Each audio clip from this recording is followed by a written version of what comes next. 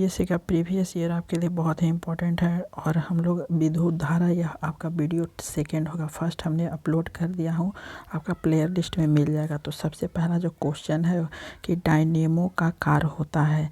A option है विद्युत ऊर्जा को यांत्रिक ऊर्जा में बदलना, बी ऑप्शन है रासायनिक ऊर्जा को विद्युत ऊर्जा में बदलना, सी ऑप्शन है यांत्रिक ऊर्जा को विद्युत ऊर्जा में बदलना और डी ऑप्शन है विद्युत ऊर्जा से रासायनिक ऊर्जा में परिवर्तन करना या बदलना। तो हमारा सी ऑप्शन सही हो जाएगा। यह देखिए, यह डायनेमो यह है यह मिस यह से यांत्रिक हो जाएगा और यहाँ विद्युत ऊर्जा में बदलता है। तो यह से यांत्रिक ऊर्जा को विद्युत ऊर्जा में बदलता है। अगला क्वेश्चन है कि डायनेमो परिवर्तित करता है किसमें। ए ऑप्शन है उच्च वोल्ट को निम्न वोल्ट में, बी ऑप्शन है विद्युत ऊर्जा को यांत्रिक ऊर्जा में, सी ऑप्शन है यांत्रिक ऊर्जा को विद्युत ऊर्जा में और डी ऑप्शन है निम्न वोल्टेज को उच्च वोल्टेज में। तो इसका हम लोग अभी देखे हैं कि यह से यांत्रिक और यह मिस डायनेमो यह से यांत्रिक ऊर्जा को विद्युत ऊर्जा में बदलता है। सी ऑप्शन हमारा सही होगा। अगला क्वेश्चन है कि टरबाइन व डायनेमो से बिजली प्राप्त करने में किस ऊर्जा को विद्युत ऊर्जा में परिवर्तन करते हैं। ए ऑप्शन है रासायनिक ऊर्जा, बी ऑप्शन है सौर ऊर्जा, सी ऑप्शन है मैकेनिकल ऊर्जा, डी ऑप्शन है मैग्नेटिक ऊर्जा। तो हमारा सी ऑप्शन सही है, मैग्नेटिक ऊर्जा में परिवर्तन करता है। अगला क्वेश्चन है कि जब वैद्युतिक ऊर्जा गति में परिवर्तन होता है तब ए ऑप्शन है ऊष्मा की कोई हानि नहीं होती है, बी ऑप्शन है 50% ऊष्मा की हानि होती है, सी ऑप्शन है 30% ऊष्मा की हानि होती है, डी ऑप्शन 80% ऊष्मा की हानि होती है। तो ये ऑप्शन सही हो। आपका उत्तर है कि ऊष्मा की कोई हानि नहीं होती है। अगला क्वेश्चन है कि विद्युत ऊर्जा को यांत्रिक ऊर्जा में बदलने वाली युक्ति को कहते हैं। जो विद्युत ऊर्जा है उसको यांत्रिक ऊर्जा में बदलने की युक्ति को कहते हैं। ए ऑप्शन है डायनेमो, बी ऑप्शन है ट्रांसफार्मर, सी ऑप्शन है विद्युत मोटर और डी ऑप्शन है इंडक्टर। तो हमारा सी ऑप्शन सही होगा। व से विद्युत मोटर, व से विद्युत ऊर्जा, व से विद्युत मोटर में यह विद्युत को यांत्रिक में कौन बदलता है। तो विद्युत मोटर, व से विद्युत ऊर्जा और व से विद्युत मोटर। अगला है विद्युत मोटर में अभी हम लोग देखें, ए ऑप्शन है ऊष्मा को विद्युत ऊर्जा में बदला जाता है, बी ऑप्शन है आपका विद्युत ऊर्जा को ऊष्मा में बदला जाता है, सी ऑप्शन है विद्युत ऊर्जा को यांत्रिक ऊर्जा में बदला जाता है, डी ऑप्शन है यांत्रिक ऊर्जा को विद्युत ऊर्जा में बदला जाता है, ई ऑप्शन है उपयुक्त में से कोई नहीं, उपयुक्त में से एक से अधिक। तो हम लोग अभी देखें विद्युत ऊर्जा को यांत्रिक ऊर्जा में बदला, व से विद्युत ऊर्जा, व से विद्युत मोटर। ठीक है, सी ऑप्शन आपका सही होता है। अगला क्वेश्चन है कि विद्युत चुंबकीय प्रेरण पर आधारित युक्ति है। यह ऑप्शन है धारा मापी, बी ऑप्शन है विभव मापी, सी ऑप्शन है डायनेमो, डी ऑप्शन है विद्युत मोटर। तो हमारा सी और डी दोनों है, सी और डी विद्युत मोटर भी है और डायनेमो जो है वह विद्युत चुंबकीय प्रेरण पर आधारित युक्ति होती है। अगला क्वेश्चन है कि ऐसा उपकरण जो रासायनिक ऊर्जा को विद्युत ऊर्जा में परिवर्तित कर देता है वह कहलाता है। ए ऑप्शन है बैटरी, बी ऑप्शन है मोटर, सी ऑप्शन है जनरेटर, डी ऑप्शन है गतिमान कॉइल मीटर। ठीक है, तो यह जो हमारा आंसर है वह हमारा ए ऑप्शन सही होता है, बैटरी। क्यों होता है? क्योंकि यह विद्युत ऊर्जा में यहाँ रासायनिक से किस में परिवर्तन होता है? विद्युत ऊर्जा में। तो यह बैटरी में ही लगा होता है। अगला है कि कम वोल्टेज पर कार्य करने पर विद्युत मोटर जल जाते हैं, क्यों? ये ऑप्शन है वे अधिक विद्युत धारा खींचते हैं जो वोल्टेज के प्रति लोमानुपाती होती है, बी ऑप्शन है वे अधिक विद्युत धारा खींचते हैं जो वोल्टेज के वर्गमूल के प्रति मानुपाती होती है, सी ऑप्शन है वे V2 वोल्टेज के समानुपाती ऊष्मा खींचते हैं और डी ऑप्शन है कम वोल्टेज विद्युतीय विसर्जन प्रारंभ कर देते हैं। तो इसका जो आंसर है वह हमारा ए ऑप्शन सही होता है, वे अधिक विद्युत धारा खींचते हैं जो वोल्टेज के प्रति लोमानुपातिक होती है।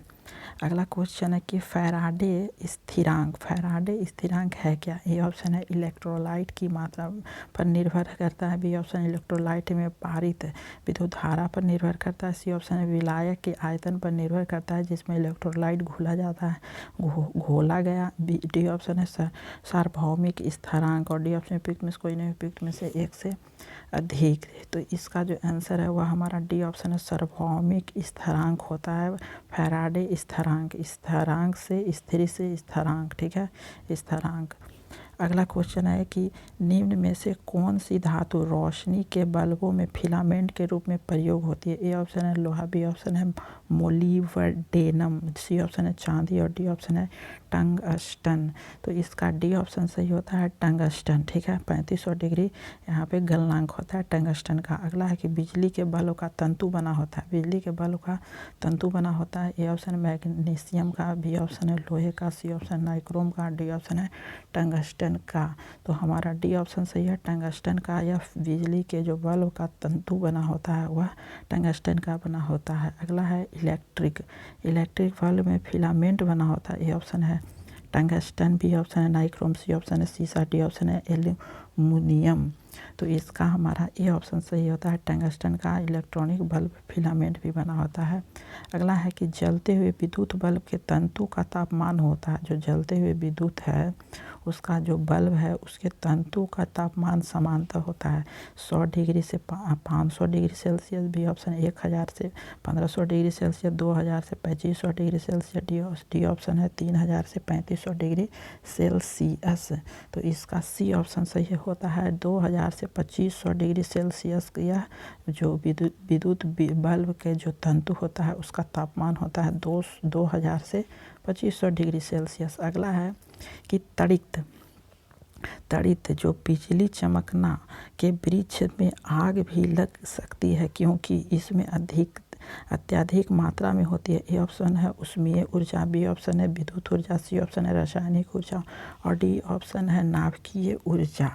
तो इसका बी ऑप्शन सही होता है विद्युत ऊर्जा इसमें बहुत ज़्यादा होता है। अगला क्वेश्चन है कि यह आपका कूट दिया गया कि कौन सा सही होगा। नीचे दिए कथनों में से आपका कि सही उत्तर दिए नीचे कूटों से चुनिए। ये आपका कथन है कि तड़ित चालक इमारतों को नष्ट होने से बचाते हैं। आपका कारक है कि ये आवेश को पृथ्वी तक भेज देते हैं। आपका कौन सा यहाँ पे कूट सही होगा? ए ऑप्शन आपका दिया है कि ए और आर दोनों ही सही है, और ए का सही स्पष्टीकरण कर रहा है। तो आपका यही सही है कि दोनों आपका सही है। ये ऑप्शन सही होता है दोनों सही है, और एक सही कर रहा है स्पष्टीकरण आर का, ठीक है। अब अगला क्वेश्चन है कि तीन पिन बिजली के प्लग में सबसे लंबी पिन को जोड़ना चाहिए। ये ऑप्शन है आधार सिरे से, बी ऑप्शन सजीव सिरे से, सी ऑप्शन है उदासीन सिरे से, और डी ऑप्शन है किसी भी सिरे से। तो हमारा ए ऑप्शन सही है आधार सिरे से। अगला है कि विद्युत उपकरण में अर्थ का प्रयोग होता है। ए ऑप्शन है खर्च को कम करने के लिए, बी ऑप्शन है क्योंकि उपकरण 3 फेज का काम करता है, सी ऑप्शन सुरक्षा के लिए, और डी ऑप्शन है फ्यूज के रूप में। तो इसका सी ऑप्शन हमारा सही होता है, सुरक्षा के लिए यह किया जाता है उपयोग। अगला है प्रयोग। अगला है कि आपस में जुड़ी दो आवेशित वस्तुओं के बीच विद्युत धारा नहीं प्रभावित होती है यदि वे हैं। ए ऑप्शन है समान आवेग पर, बी ऑप्शन है समान धारिता पर, सी ऑप्शन है समान प्रतिरोध पर, डी ऑप्शन है समान विभव पर। तो इसका डी ऑप्शन है समान विभव पर।